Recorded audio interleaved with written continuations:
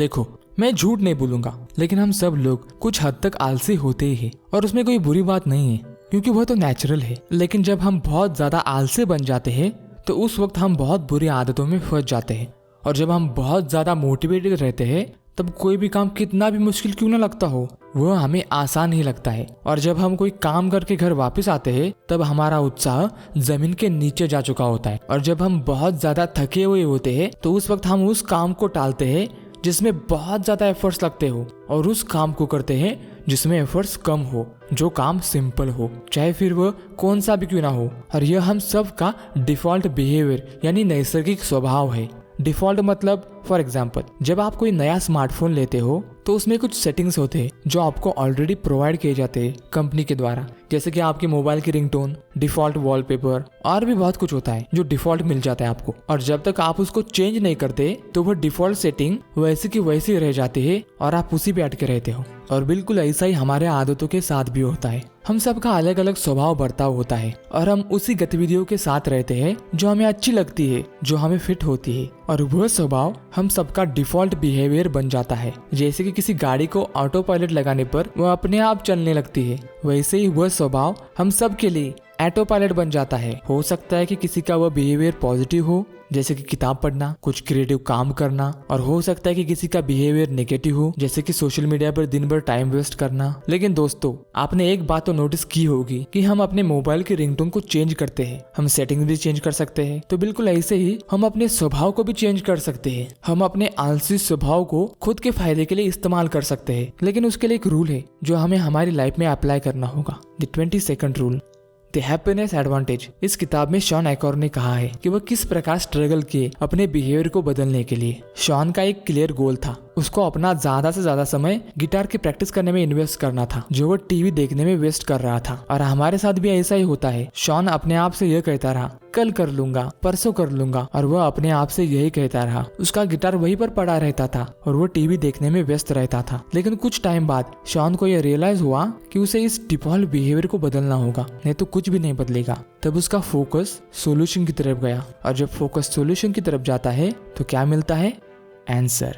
उसको यह पता चला जब भी उसको गिटार बजाना होता था तो सबसे पहले उसे अलमारी के पास जाना पड़ता था, फिर अलमारी को ओपन करके गिटार को बाहर निकालने पर ही वह गिटार को बजा सकता था। और यह सारे चक्कर करने में उसको 20 सेकंड्स लगते थे, और उस 20 सेकंड्स के एफर्ट के चलते वह गिटार बजाने को प्रोकास्टिनेट करता था, उसको डिले करता था। और जब यह उसको पता चला तो उसने गिटार को अलमारी से बाहर निकाला और उस रूम में रखा जहाँ पर वह हमेशा बैठा करता था। जब भी कभी उसको गिटार की प्रैक्टिस करनी होती थी तो वह आसानी से कर सकता था, क्योंकि गिटार तो उसके सामने ही पड़ा हुआ था। और इस बार उसको ज्यादा एफर्ट्स लगाने की जरूरत पड़ी नहीं, क्योंकि उसने उन एफर्ट्स को 20 सेकंड से कम किया। शॉन ने अपनी टीवी देखने की आदत को छोड़ने के लिए यह फॉर्मूला इस्तेमाल किया।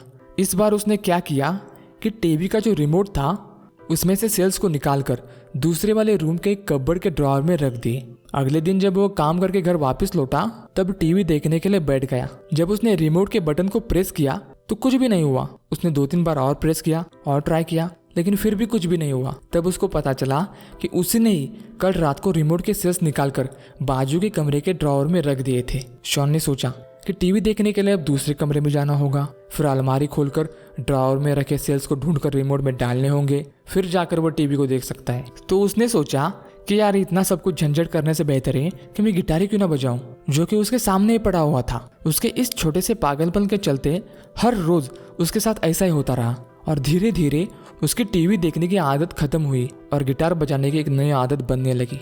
शॉन ने इस बिहेवियर को नाम दिया द 20 सेकंड्स रूल।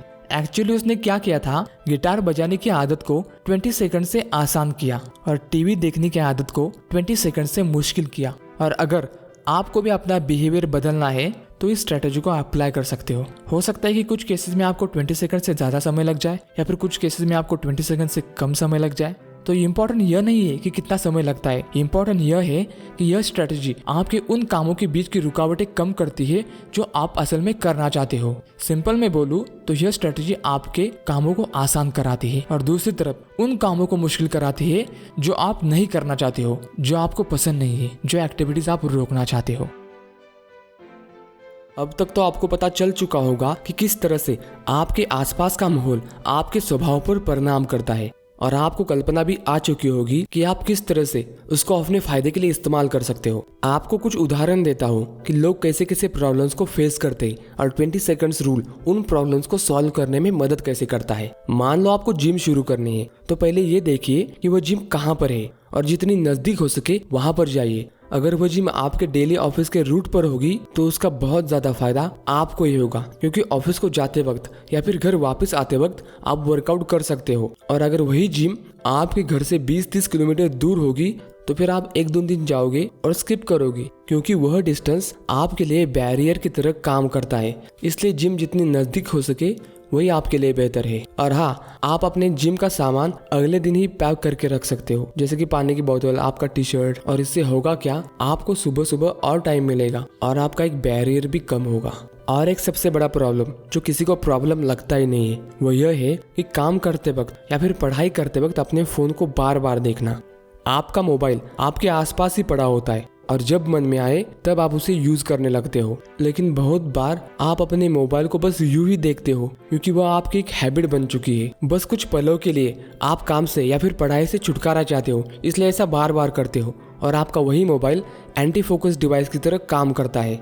इसलिए आप अपने मोबाइल को थोड़ा दूर रखो या किसी दूसरे रूम में रखो। इससे यह होगा कि कोई भी इम्पोर्टेंट काम होगा तभी आप उस रूम में जाओगे, नहीं तो सिर्फ ऑन ऑफ करने के लिए या नोटिफिकेशन चेक करने के लिए आप भला कैसे जा पाओगे। अगर सोशल मीडिया की एप्स आपको डिस्ट्रैक्ट करती है तो उनको पहले डिलीट करो या फिर एक फोल्डर में उन सारे ऐप्स को डालो जिसे एक्सेस करना थोड़ा सा मुश्किल हो, और इससे एक बैरियर क्रिएट होगा, क्योंकि आप उसे एक क्लिक में एक्सेस नहीं कर सकते और सेम टाइम पे आप अपने काम को आसानी से कर सकते हो।